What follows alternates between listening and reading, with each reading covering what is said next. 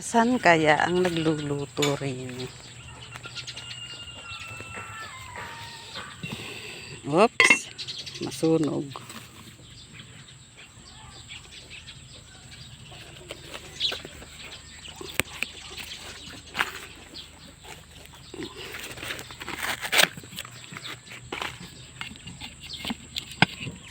Op, yeah.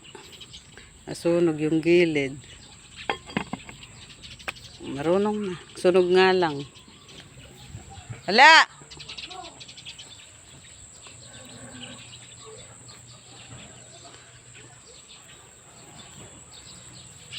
Ayos na. Luto na pala rin ah. Luto na.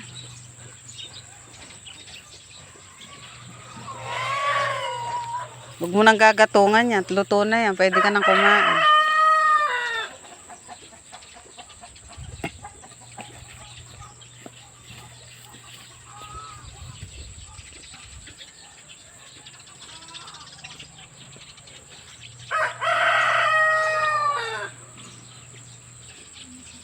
Lagyan mo na sa pinyong kaldero at magiging mauling yung paglalapagan mo niyan.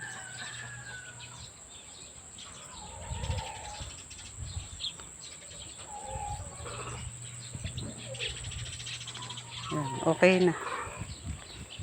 Kaluto na. Ang kanin. Ulam na lang ang problema. Ang dakila.